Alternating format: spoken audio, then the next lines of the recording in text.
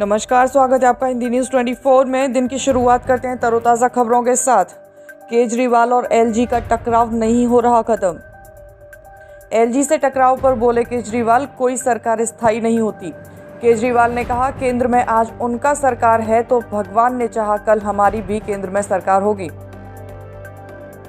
दिल्ली मुख्यमंत्री ने कहा, बच्चों को अच्छे भविष्य के लिए हमने शिक्षा पर खर्च किया, इसलिए शिक्षकों को फिनलैंड भेजना चाहते थे।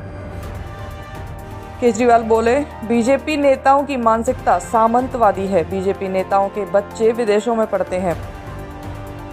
फिर से दोहराते हुए केजरीवाल ने कहा, LG Vinay Kumar Saxena supreme court के आदेश को दरकिनार कर रहे हैं। उन्हें इसका निर्णय लेने का कोई हक नहीं है। बढ़े अगली खबर की तरफ तो विधानसभा में हंगामा। काले कपड़े पहनकर बीजेपी विधायकों ने किया हंगामा।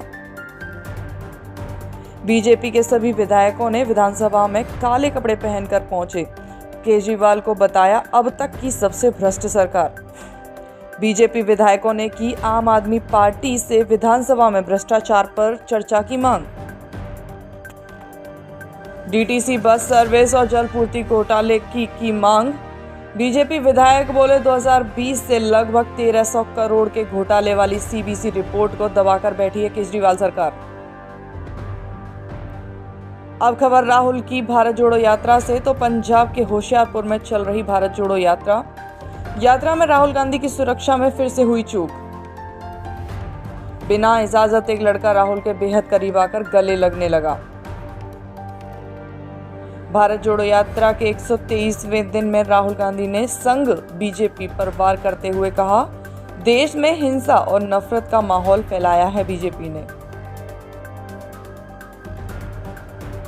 राहुल बोले, देश में आर्थिक असमानता है। 70 करोड़ जनता के पास जितना पैसा है उससे कहीं ज्यादा 21 लोगों के पास है पैसा। वरुण गांधी की विचारधारा आरएसएस से मेल खाती है, मुझसे नहीं। ये बयान राहुल ने वरुण गांधी की यात्रा में शामिल होने पर दिया। मेरा गला काट दो लेकिन मैं आरएसएस के दफ्तर नहीं जाऊंगा। बढ़े अगली खबर की तरफ तो बीजेपी और संघ पर ओवैसी का नया अटैक। ओवैसी ने कहा, बीजेपी वाले हरे रंग और गुम्मत से नफरत मानते हैं, इसे मुसलमानों की निशानी मानते हैं बीजेपी वाले। ओवैसी ने कहा, गुलबर्गा के रेलवे स्टेशन को हरे रंग से पुतवाया था तो बीजेपी और आरएसएस वालों ने उसे बदलवा दिया। ओवैसी ने कहा, मैसूर के बस स्टैंड पर गुम्मत बना था, उसे भी बीजेपी सांसदों ने तोड़वा दिया। बढ़े अगली खबर की तरफ तो पहली बार सीएम नीतीश कुमार ने तोड़ी चुप्पी। बिहार के शिक्षा मंत्री चंद्रशेखर के रामचरितमानस पर विवादित बयान को लेकर पहली बार मुख्यमंत्री नीतीश कुमार ने अपनी चुप्पी तोड़ी। नीतीश ने कहा, धर्म को लेकर कोई हस्तक्षेप नहीं, जिसे जैसे पूजा करनी है वो वैसे करे। बढ़े अगली और बड़ी खबर की तरफ तो जम्मू कश्मीर के बड़गांव में आतंकियों से सुरक्षा बलों की मुठभेड़। बड़गाम के जंगल में छिपे हैं आतंकवादी, बना रखे हैं जंगल में कई ठिकाने। सुरक्षा बलों ने मुठभेड़ के दौरान 2 आतंकवादियों को किया ढेर। जंगल में एक ठिकाने से आई थी खाना खाते आतंकवादियों की तस्वीर, जिसे लेकर सुरक्षा बलों ने शुरू किया घेराबंदी। इसी बीच एक बड़ा खुलासा हुआ, जिसमें इन आतंकवादियों का रजौरी कांड से नाता बताया जा रहा है। धांगरी में भी इन्हीं में से 7 आतंकी मारे गए थे। बढ़े अगली खबर की तरफ तो बीजेपी की राष्ट्रीय कार्यकारिणी का दूसरा दिन। बीजेपी की राष्ट्रीय कार्यकारिणी की बैठक के दूसरे दिन में शामिल हुए पीएम मोदी। बैठक में लोकसभा और विधानसभा का एजेंडा तय किया गया। जेपी नड्डा के कार्यकाल विस्तार पर हुई चर्चा। कार्यकारिणी बैठक में जेपी नड्डा ने कहा, इस साल हमें 9 विधानसभाएं जीतनी हैं, 72,000 बूथों को भी करना है मजबूत। मोदी के गुणगान करते हुए जेपी नड्डा बोले, मोदी का गुणगान करते हुए जेपी नड्डा ने कहा, पीएम मोदी की वजह से विदेशों में भारत का सम्मान बढ़ा है।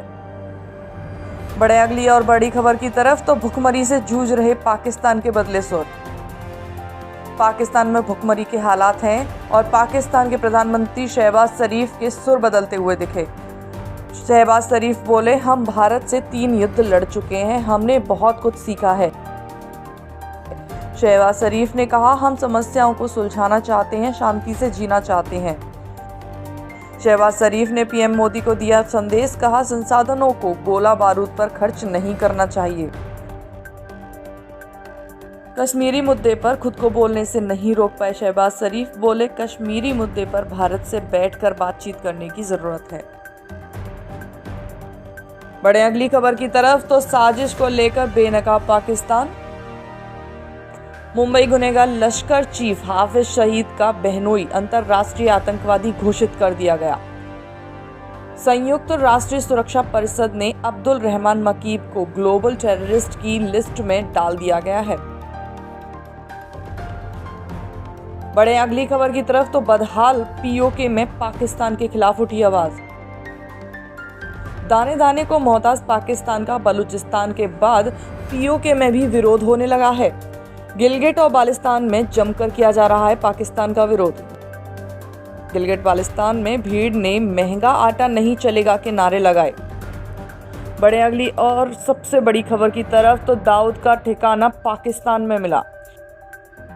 अंडरवर्ल्ड डॉन दाऊद इब्राहिम के पाकिस्तान में होने का मिला एक और सबूत।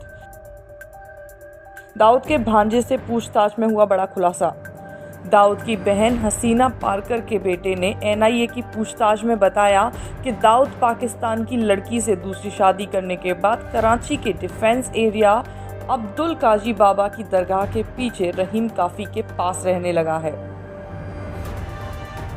अब खबर मौसम की तो हिमाचल और उत्तराखंड के पहाड़ों पर हो रही बर्फबारी से गिरा तापमान। दिल्ली एनसीआर में कड़ाके की ठंड, अभी 2 दिन और रहेगा शीतलहर का प्रकोप। हरियाणा, पंजाब, राजस्थान में जबरदस्त शीतलहर का अनुमान। यूपी, बिहार में भी जबरदस्त ठंड।